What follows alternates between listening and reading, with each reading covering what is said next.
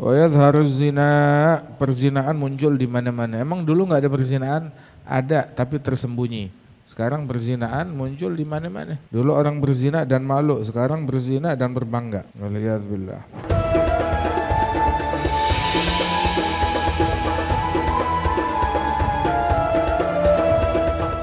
Bahwasanya kebaikan di umat Nabi Muhammad itu senantiasa tetap ada. Bahkan hal-hal mungkin yang kurang bisa difahami oleh orang yang mendengar langsung dan dimengerti oleh orang-orang yang generasi setelahnya. Subhanallah. Rahimallah man sami'a maqalati hadhihi fa'addaha kama hi rubba muballighin aw amina sami' dalam riwayat yang lain. Semoga Allah Ta'ala merahmati orang yang mendengarkan ucapan saya.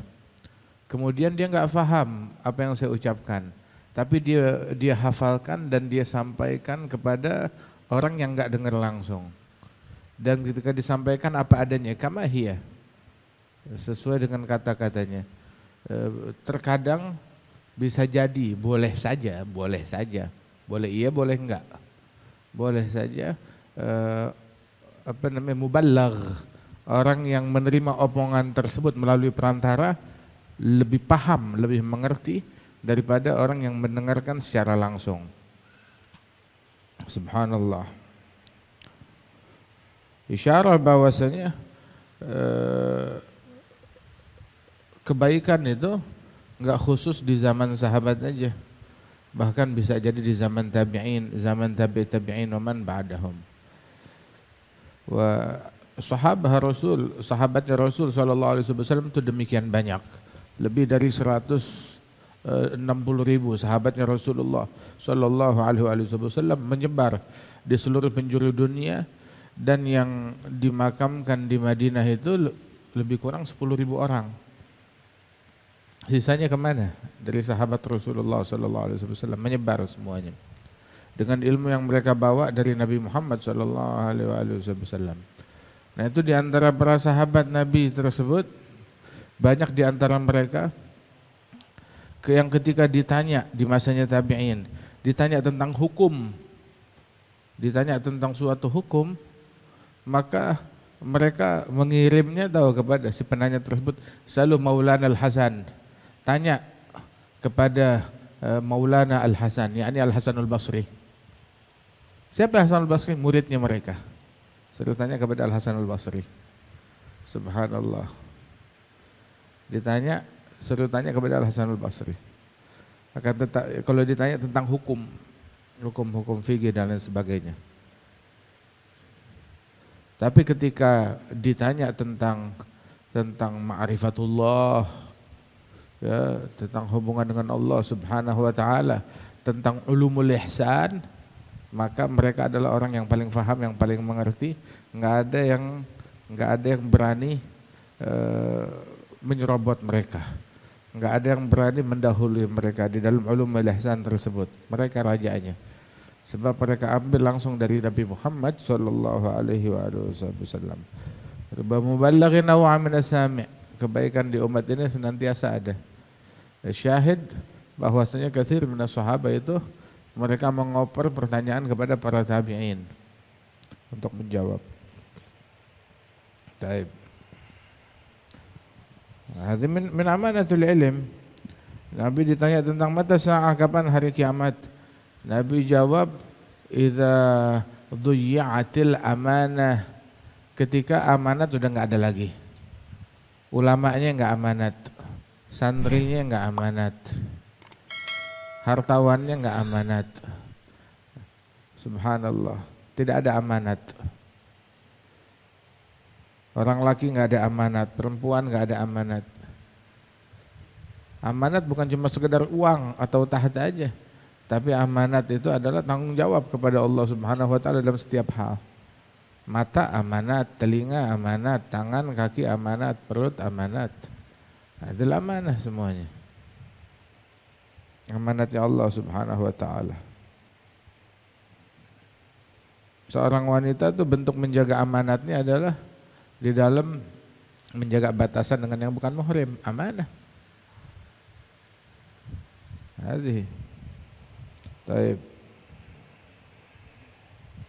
Idza dhi'atil amanah. Kaif idha'atuha? Bagaimana tuh orang menelantarkan amanat? Idza wusidal amru ila ghairi ahli. Ketika suatu perkara itu diserahkan kepada yang bukan ahlinya. Subhanallah. La ilaha illallah. Zaman sekarang banyak orang mengklaim saya ahlinya, saya ahlinya, saya ahlinya. Tapi cuma klaim doang. Hakikatnya enggak ada. Waktu itu Nabi bilang ada permisalan mukmin. Ada sebuah pohon itu sama misalnya seperti permisalan seorang mukmin. Pohon apakah itu? Sahabat enggak ada yang tahu, enggak ada yang bisa menjawab. Abdullah bin Umar bilang nakhlah. Nakhlah. Kurma, pohon kurma. Dalam hatinya dia begitu. Dia udah mau jawab, tapi dia lihat saya yang paling muda, saya yang paling kecil. Dan yang di situ ada Sayyidina Abu Bakar, Sayyidina Umar, pembesar-pembesar sahabat. Dia enggak berani jawab. Terus Nabi menjawab, "Ya nakhlah."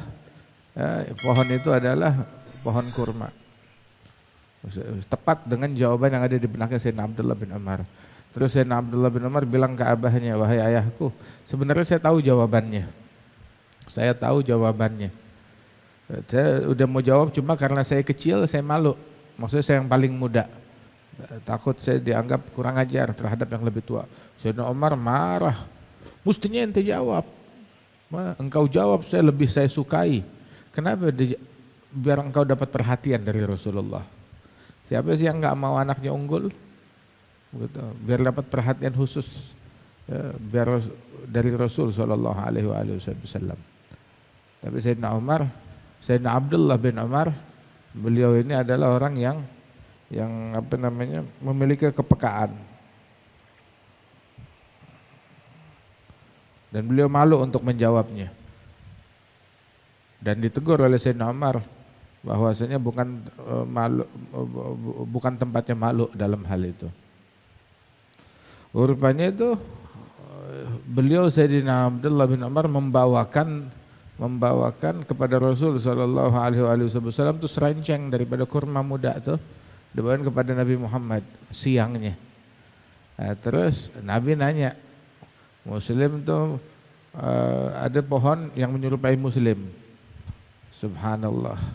Jadi udah mengambil analisa dari situ.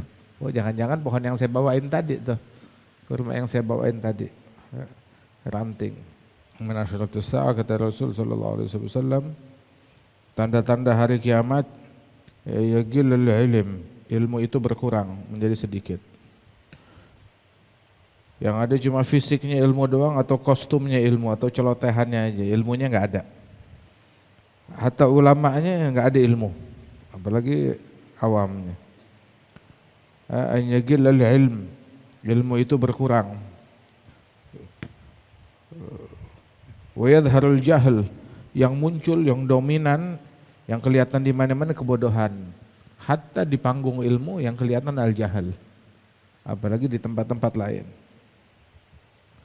Wa yadhharuz zina, perzinaan muncul di mana-mana. Emang dulu enggak ada perzinaan? Ada, tapi tersembunyi. Sekarang perzinaan muncul di mana-mana. Dulu orang berzina dan malu, sekarang berzina dan berbangga. Waliyadzubillah. Yadhharuz zina. Takthurun nisa, kaum wanita banyak bertambah. Yaqillur rijal, orang laki-laki berkurang, semakin sedikit. Sampai diisyaratkan tuh dari 50 perempuan berbanding dengan satu laki-laki. 50 perempuan berbanding dengan satu laki-laki. La ilaha illallah. Itu dalam satu keluarga tuh ditanggung oleh satu laki-laki, yang dia tanggung tuh 50 perempuan. Mulai dari ibunya, neneknya, begitu saudara perempuannya, wa kada 50 perempuan. Wal qayyim rajulul wahid, satu orang laki-laki.